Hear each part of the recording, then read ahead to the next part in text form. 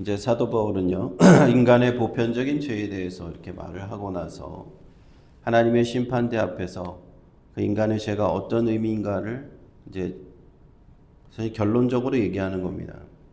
19절에 말하는 거죠. 율법이 말하는 바는 율법 아래에 있는 자들에게 말하는 것이다. 다시 말해서 유대인이 율법을 받았다. 하나님의 말씀을 맡았다. 나은 점이 있었습니다. 막중한 책임도 있었습니다. 그럼에도 불구하고 하나님의 율법을 지키지 못한 유대인들은 그 율법 아래에 있는 자들로서 하나님 앞에 심판을 받을 수밖에 없습니다. 모든 입을 막는다고 그랬습니다. 입을 막는다는 것은 무슨 의미일까요? 유대인이 하나님 앞에서 율법을 지키지 못했는데 하나님 앞에 심판대 앞에 섰다고 가정을 해봅시다. 우리가 법정에서는 죄수를 생각할 수 있을 겁니다. 심판대 앞에 재판장이 있고 죄수가 있고 자기에 대해서 변호를 할 수가 있잖아요. 그리고 내가 변호를 잘해서 내가 무죄인 것이 판명난다면 풀려날 수 있을 것입니다. 그런데 만일 그 사람의 죄가 너무나 분명하게 드러난다. 변명거리가 없을 정도로 분명하게 드러난다면 그는 아무 말도 할 수 없는 상황이 될 겁니다. 변호의 말을 할 수 없다는 얘기죠. 그래서 모든 입을 막는다 하는 겁니다. 변명의 말을 할 수가 없도록 모든 사람의 입을 막는다. 유대인들은 하나님의 심판 앞에 서서 율법을 받았는데 변호를 할 수 있지만 하나님 앞에 변호할 말을 찾지 못한다는 겁니다. 이방인들도 마찬가지입니다. 이방인들도 양심의 법이라는 하나님의 법을 받았는데 그 하나님의 법을 다 지키지 못했기 때문에 하나님 앞에 그들 또한 입을 열 수가 없는 겁니다. 그래서 모든 입을 막고 온 세상으로 하나님의 심판 아래 있게 하려 한다라는 말씀이 나오는 겁니다. 그러므로 모든 사람은 유대인이건 이방인이건 하나님 앞에 심판대 앞에서 하나님 앞에 한마디 변명도 할 수 없는 거예요. 하나님께서 우리의 죄악을 낱낱이 드러내신다면 아무도 변명할 수가 없는 것입니다. 그러므로 20절에 율법의 행위로는 그의 앞에 의롭다 하심을 얻을 육체가 없다 하는 겁니다. 유대인들이 하나님의 말씀 구약성경 모세오경 받았지만 그것을 지킴으로써 하나님 앞에 의롭다 인정받을 유대인은 단 한 명도 없다는 거예요. 그런 육체가 없다는 거예요. 인간이 없다는 겁니다. 이방인들도 그런 의미에서 유대인들처럼 율법을 받지는 않았지만 하나님이 주신 양심의 법이 율법의 역할을 하는데 그것 또한 지키지 못했기 때문에 자신의 양심의 법으로 하나님 앞에 의롭다 하심을 얻을 육체가 없다. 결론적으로 모든 사람이 죄 아래 있고 하나님의 심판 아래 있다 하는 겁니다. 그런데 그 다음 표현이 좀 재미있습니다. 율법으로는 죄를 깨달음이라고 했습니다.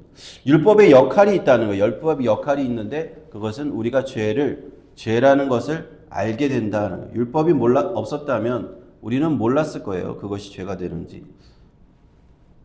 최근에 제가 어떤 일식 뷔페집을 갔습니다. 뷔페집을 갔는데 사람들이 그 스시를 먹잖아요. 근데 스시에 위에 사시미가 있고 밑에 밥이 이렇게 두껍게 있으니까 밥을 먹으면 금방 배가 불러지고 사람들은 위에 그 회만 먹고 싶단 말이죠. 회만 먹고 밥알을 이렇게 남기는 경우들이 있는데 스시 사장이 볼 때는 어떻겠습니까? 그래서 벽에다가 이렇게 써놓는 거예요. 스시 밥알 3개 이상 남기면 차지합니다. 벌금을 냅니다. 경고문을 써붙여. 그 스시 뷔페집 안에서 법이 하나 생긴 거예요. 그렇죠? 그러한 법이 없었다면 스시 밥을 남기는 것이 아무런 문제가 되지 않아요. 나는 내가 먹고 싶은 것만 먹고 밥을 좀 남겨서 버려도 아무 문제가 없는데 그 법이 하나 생겨가지고 이제는 딱 보이는데 이렇게 붙여 있으니까 내 양심이 저 법 때문에 내가 이것이 잘못된 것이구나 또는 내가 나중에 벌금을 내겠구나 라면서 자꾸 신경이 쓰는 거예요. 그렇잖아요. 그래서 남편이 자꾸만 이렇게 밥만 남기고 사시면 먹으니까 옆에서 부인이 쿡쿡 찌르면서 얘기합니다. 이거 밥을 저 라면 국물에다 다시 집어넣어 빨리 안 보이게 라고 얘기를 합니다. 네, 눈 가리고 아웅하는 거죠. 주방에 가서 쏟으면 다 나올 텐데. 그렇죠. 법이 있으면요, 사람들이 죄를 깨닫게 된다는 거예요. 법이 없었을 때는 그것이 잘못이 아니에요. 잘못이더라도 잘못임을 인정하지 못하죠. 인식하지 못합니다. 그러나 밥을 남기면 벌금이라는 법이 새로 생겼기 때문에 그것이 죄가 된다는 겁니다. 이처럼 유대인이 받은 율법, 하나님의 율법이 우리에게 주어진 것은 역할이 있는데 우리로 하여금 죄를 깨닫게 하시는 역할이 있다는 거예요. 살인하지 말라 하는 하나님의 율법, 간음하지 말라는 율법, 도둑질하지 말라는 하나님의 율법이 생기므로 저 하나님의 율법에 비하면 내가 죄를 저지르고 있구나. 죄인인 것을 깨닫게 하시는 역할을 하신다는 겁니다. 그러나 그 율법을 온전히 지킨 인간은 없는 것이죠. 21절에 이제는 그러므로 사도 바울이 드디어 복음을 제시하기 시작합니다. 율법과는 상관없는 어떤 새로운 것이 생겼다라는 얘기입니다. 율법 외에라고 해죠. 이전에는 율법 외에는 다른 길이 없었어요. 그러나 이제는 율법 외에 하나님의 한 의가 나타났다. 이전에는 율법의 시대, 죄가 지배했던 시대는 지나가고 새로운 시대가 열렸는데 구원의 시대가 열렸습니다. 복음의 시대가 열렸다는. 예전에 죄가 지배할 때는 유대인들은 율법을 다 지켜야만 구원받을 수 있는 희망이 있다고 생각했어요. 이방인들도 마음에 하나님의 양심의 법을 완전히 지켜야 구원받을 가능성이 있었어요. 그러나 다 실패했습니다. 그러나 이제는 그 죄의 결과 이 심판에서밖에 벗어날 수 없었는데 거기에서 벗어날 수 있는 하나님의 새로운 방법, 새로운 하나님의 한 의를 보이신 것입니다. 갑자기 나온 것이 아니라는 거죠. 그것은 언제부터 기록되어 있었습니까? 율법과 선지자들에게, 율법에도 기록이 되어 있고 선지자들의 예언서에도 다 기록해 놓은 그 하나님의 새로운 방식, 새로운 의가 드러났다 하는 겁니다. 그리고 22절에 로마서에서 가장 중요한 구절 중에 하나일 겁니다. 가장 우리 인류에게, 죄인된 인간에게 아름다운 구절, 곧 예수 그리스도를 믿음으로 말미암아 모든 믿는 자에게 미치는 하나님의 의니 라고 말씀하는 겁니다. 이제는 이전에 유대인과 이방인이 율법으로는 도달할 수 없었던 그 하나님의 의에 도달할 수 있는 새로운 방법, 두 가지 방법이 있다. 예수 그리스도, 믿음. 두 가지지만 하나죠. 예수 그리스도, 믿음, 이 새로운 하나님의 의가 우리에게 드러났다는 겁니다. 이것이 바로 복음입니다. 우리가 왜 예수 믿으세요라고 전도합니까? 여기 두 가지가 들어있잖아요. 예수 그리스도, 믿음. 이것이 바로 하나님의 의가 새롭게 나타난 놀라운 방법이기 때문에 우리가 그렇게 전도하는 겁니다. 예수 그리스도를 믿는 사람에게 하나님이 의롭다고 선포해 주시는 새로운 하나님의 의가 드러난 겁니다. 이 새로운 의는요, 차별을 하지 않습니다. 예전에는 차별이 심했어요. 유대인들은 이방인들을 차별했습니다. 율법을 받았다고 해서 자신들만 택함받았다고 하고 선택받았다고 하고 이방인들을 아주 죄인 취급, 개취급을 했습니다. 버림받은 사람 취급했어요. 그러나 이 새로운 의, 예수 그리스도 믿음으로 받는 의는 차별을 하지 않습니다. 유대인도 이방인도 다 마찬가지. 다 누구에게나 이 새로운 의는 다가온다 이겁니다. 23절에 모든 사람이 죄를 범하였음에 하나님의 영광에 이르지 못하였다. 유대인도 이방인도 모든 인간이 하나님의 심판대 앞에서 죄를 지음으로써 하나님 앞에 심판을 받을 것이고 또 하나님이 본래 주셨던 그 영광스러움을 다 잃어버렸어요. 우리는 본래 최초에 하나님께서 천지를 창조하시고 우리 인간을 하나님의 형상을 따라서 지으셨을 때 그 받은 영광들이 있었습니다. 하나님의 형상을 따라 받은 그 영광을 죄인이 됨으로써 다 잃어버렸어요. 모든 사람이 하나님의 영광에 이르지 못하였다 하는 겁니다.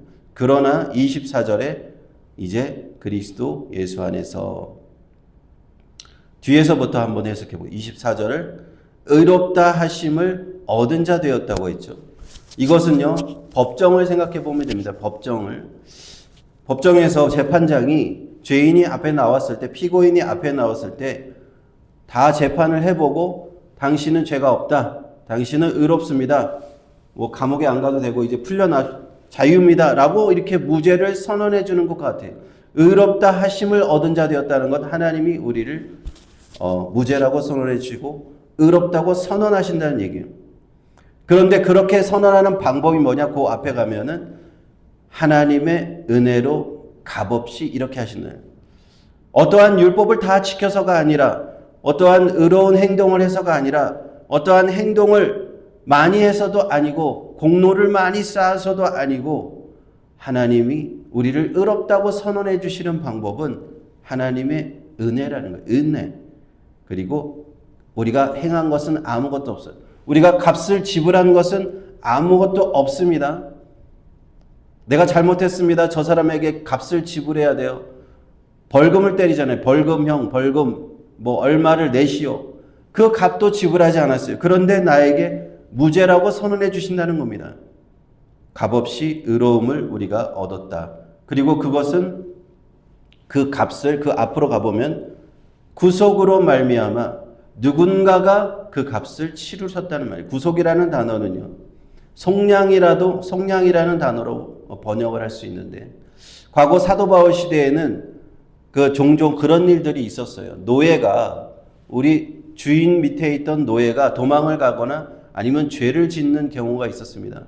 그래서 사형 선고를 딱 받아서 이제 사형을 앞두고 있는 그 노예를 주인이 찾아와서 재판정에 가서, 내가 이 노예를 구속하겠습니다, 내가 얼마간의 대가를 치르고 이 노예를 다시 내가 데리고 오겠습니다 하는 그런 법이 있었어요. 그때 쓰는 단어가 구속이라는 단어예요. 속량이라는 단어예요. 그 노예를, 죽을 수밖에 없는 노예를 다시 사오는 거예요. 그 대가를 주인이 대가를 치우고 그를 자유케 하는 겁니다. 이와 같습니다. 하나님께서 모든 사람, 모든 죄인들이 갚아야 될 그 죄의 대가를 누가 구속하셨다는 겁니까? 예수 그리스도께서 구속하셨다는 겁니다. 속량하셨다는 거예요. 그 죄의 대가, 죄의 형벌을 대신 갚아주셨다는 거예요. 하나님 앞에서 분명히 내가 인간이 죄인인데 그 죄에 대한 대가를 이쪽에서 다 치루었기 때문에 이제 너는 무죄다, 너는 의롭다라고 선언을 해주신다는 겁니다. 그래서 예수 그리스도의 그 십자가의 죽음을 우리가 대속적인 죽음이라고 얘기하고 대속물이라고 하는 이유가 이겁니다. 구속하셨다라고 하는 이유가 이것입니다. 우리 주님께서 나를 위해서 대가를 치르신 거예요. 지불하신 값비싼, 아니 값으로도 우리가 매길 수 없는 엄청난 대가, 모든 인간이 죄에 대한 대가를 자기들이 지불해야 하는데, 그 형벌을 받음으로 지불해야 되는데 우리 주님께서, 예수 그리스도께서 대신 지불하신 것입니다. 그래서 대신 지불하셨다고 해서 대속적인 죽음이다라고 얘기하는 겁니다. 이것이 바로 그리스도께서 우리를 구속하셨다는 의미입니다. 이것이 바로 복음이에요. 하나님의 심판정 앞에 섰을 때 하나님이 재판장이시고 우리가 죄인으로서 피고인으로 설 수밖에 없는데, 우리의 죄가 낱낱이 고발될 때 우리는 이런 방구 입도 뗄 수 없습니다. 변호할 수도 없어요. 모든 입을 다 막으신다고 하셨습니다. 그런데 그 하나님께서 갑자기 우리에게 너는 죄가 없다, 너는 의인이다라고 선언해 버리신다는 것, 그것은 우리를 대신해서 대가를 치르신 분이 계시기 때문에 우리가 이것으로 바로 구원을 받는 것입니다. 이것이 바로 우리의 복음의 핵심입니다. 복음의 기초이자 여기서부터 우리는 그리스도인이 되기 시작하는 겁니다. 이 은혜를 받은 사람은요, 하나님을 찬양할 수밖에 없어요. 하나님을 감사할 수밖에 없습니다. 생각만 하면 생각할수록 내가 하나님 앞에 이것을 내가 치루어야 될 죄값인데, 예수님께서 하나님의 아들, 아무런 죄 없는 하나님의 아들이 오셔서 나를 위해서 죄값을 치루셨구나. 이 은혜를 생각하면 생각할수록 날마다 감격할 수밖에 없고 찬송할 수밖에 없는 겁니다. 나 같은 죄인 살리신 그 은혜가 놀랍다라고 우리는 찬양할 수밖에 없는 겁니다. 우리가 성탄의 주님을 기다리면서 이러한 은혜가 우리 가운데 넘치시기를 축원합니다. 이러한 찬양이 넘치시기를 축원합니다. 그것이 우리의 신앙이고요. 거기에만 참 자유가 있습니다. 다른 데는 자유가 없어요. 거기에만 참된 은혜가 있습니다. 하나님의 은혜는 그 예수 그리스도의 구속, 그것을 받는 방법, 아까 두 가지인데 하나라고 그랬죠. 예수 그리스도, 믿음을 통해서 하나님께서 우리에게 주신 것입니다.